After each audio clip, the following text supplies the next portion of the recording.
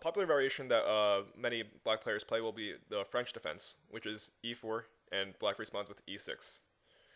Now, e6 doesn't really control the center immediately, and for that reason, white can get both pawns in the center with d4. Black usually strikes back at the center by playing d5, which is supported by the move e6. And now there's many variations for white. White can play knight to c3, white can play e5, but I suggest the move knight to d2. This is a Tarrasch variation of the French defense. After knight to d2, black has a couple main options. The two main options are c5 and knight to f6, but there are two other options that are worth looking at. Black may choose to play bishop to e7, in which case then you can just develop knight to f3. If knight to f6, we keep the pawn on e4 now and play bishop to e3. If he plays c5, then we simply trade off the pawn on d5, and we can take on c5, trading off both center pawns. After knight b to d7, then we can castle, and he can take on c5. We can chase his queen back while getting our bishop out of attack, and we finish development by opening the line for our bishop. I think this is fine for white. White is developing much faster than black, which is a good sign. A tricky variation that black might play is knight to c6. After knight to c6, if you don't know how to play this, you can get in a little bit of trouble. So this one is the one that you need to make sure you know. The best idea for white is to play knight g f3, which defends the d4 pawn. When black plays knight to f6, white can play e5, and black is forced to play knight to d7, moving his knight back in front of the queen.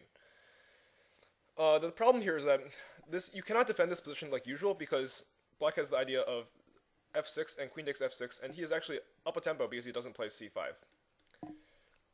But the idea here is that we have a different idea than normal Frenches. We play knight to b3 and take advantage of the fact that c5 is never played. After knight to b3, black can play bishop to e7, and now we play a move that isn't played a lot in the French, bishop b5. Usually you don't play this in the French because the light squares are really important. Remember, all these pawns are in the dark squares, so usually you want to keep your light square bishop open because it has a lot of open squares. But we're not afraid of trading off a light square bishop in this case because we create a permanent weakness on c6. For example, if he plays a6, we will gladly snap the knight off. He will take us back on b takes c6, and we play knight to a5. Now that's the idea behind knight to b3. Our whole maneuver was to d2 to b3 to a5, and the idea is that now this pawn is really, really hard to defend. In fact, he needs to play knight to b8 in order to defend this c6 pawn. If he does that, then we just play bishop to e3. Our development should be fine here. And this knight is causing black a lot of problems.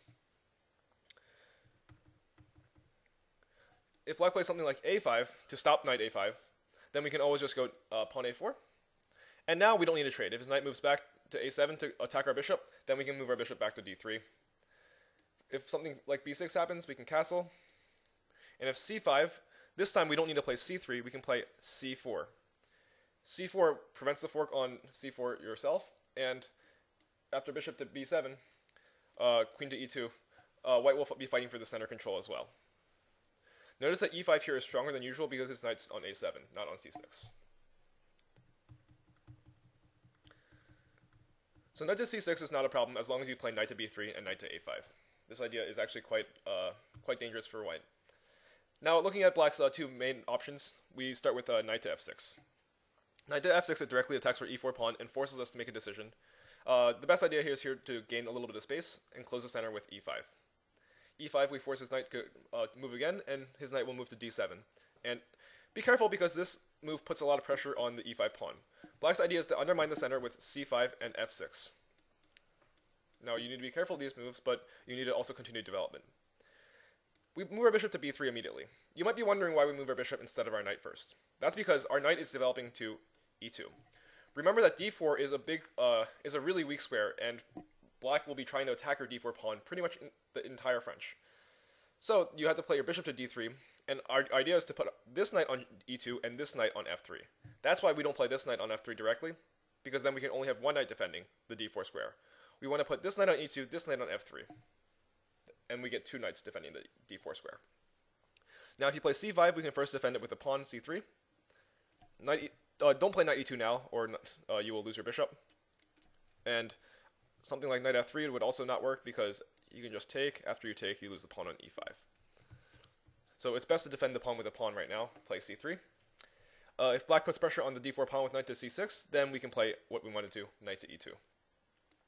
Black might trade here, and now, for example, if you play something like queen to b6, we can simply go knight to f3 and castle and develop normally. But if he plays the move f6, then you can take on f6. If his queen takes, then his queen will actually become a target later on, for example, knight to f3 followed by bishop to g5. And if he stops us with h6, then he just wastes another tempo, and we can castle. If bishop e6, then we just play knight to g3, opening up our e-file for our rook and preparing to play knight h5 in the future. If black castles, then we can play bishop to c2, opening up the d3 square and forming a battery with the bishop later on. But if black plays rook to d8, then we can go rook to e1. And if black will play knight to f8, guarding the h7 square, we can use the e5 square now, since his knight is no longer attacking it. Black's queen is going to become a liability, and white can use the light squares around the king over here, h7 and h5. However, if black doesn't take with the queen, black can also take with the knight. And in this case, black's idea is just simply to develop his bishop to d6 and play against white's isolated queen pawn on d4. In this case, white also should develop accordingly with knight to f3, planning to get his bishop out to perhaps f4. And after bishop d6, white can castle. And now black has two options once again. Black can either castle, which is the normal variation, or he can play queen to c7 to stop white from playing bishop to f4. If black plays queen to c7, then we go bishop to g5 because we can't go to f4 anymore. After castle, though, we still want to neutralize black's battery on this diagonal, so it's best to play bishop to h4 and bishop to g3. Black might play something like knight to h5 to stop bishop to g3, but that's okay. You can just play queen to c2, force him to lose a tempo on the h pawn here, and after h6, we can attack his knight on bishop to g6. I think white has a good position on the king side, and he should have some attacking prospects there later on in the future. Once again, notice how weak black's light squares are over here, and h7, h5 in general. If black castles kingside, then white can go bishop to f4.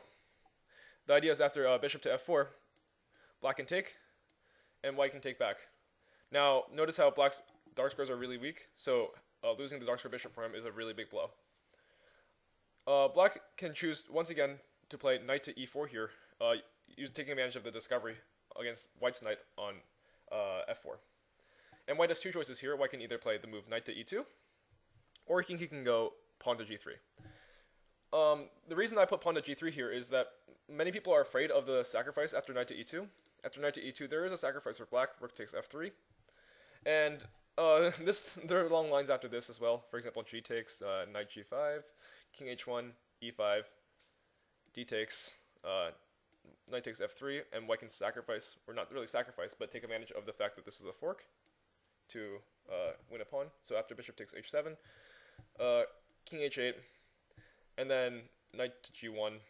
This line is very, very complex. You guys, if you would like to play this line, you should study this a little bit more on your own. But people who play white can also choose to play g3 here. And after, for example, queen to f6, h4 stops any idea of g5 in the future. If h6, then we can simply trade off the knight here and play our own knight to e5. Notice the knight can't take your knight because after this, winning a pawn isn't going to be really that easy. After rook to d8, then knight to c6, pawn takes c6, and then queen to c2. He might get our d4 pawn, but we'll get one of his pawns too. Notice how these pawns are also all on light squares, which really hinders his bishop's play. So after knight e4, I think white has two good options, g3 or knight e2, at his disposal. Knight f6 is personally what I prefer playing against if I had a choice of what black played, because knight f6, in this line, white usually gets a good queenside attack with his bishop on this d3 to h7 diagonal. But the other option for black to play is c5. After c5, we can trade on d5, and black can take with the queen or with the pawn. If black takes with the pawn, well, eventually, after knight to f3, knight to c6, bishop to b5, and bishop to d6, eventually we wait till black makes a move to d6 to take on c5, and then we give him the isolated queen pawn, and we make him waste the tempo by making him move his bishop twice. After castling, knight to e7 and knight to b3, bishop to d6, rook to e1. White develops very normally. This is very natural. I feel like this like I don't see anything not natural about White's development here. White just gets his pieces out to very logical squares. Castling, White moves his bishop to g5. Black can pin White's knight too. And here White doesn't need to trade with Black's knight. White can move his bishop back to e2 to stop the pin. And after rook to e8, it's important to control the square d4, right? When Black has an isolated pawn, it's good for White to control the square in front of it. That's why he will play c3, not only to give the queen a square on c2 later on, perhaps attacking the king side, but also to control d4 and make it a stronghold for White. White may later on play the move knight to d4 and solidify his space there. For example, h6, bishop h4, queen b6, knight to d4. And after this bishop trade here, White should be fine.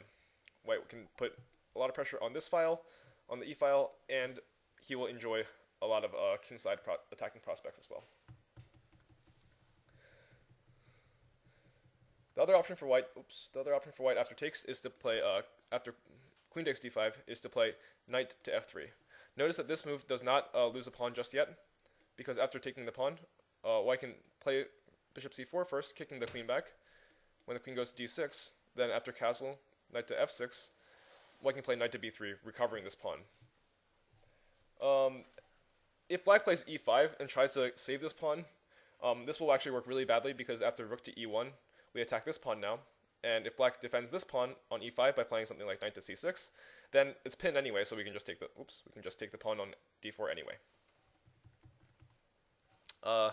After knight to c6, we take the pawn, recapture it, and Black takes back. White can take back here.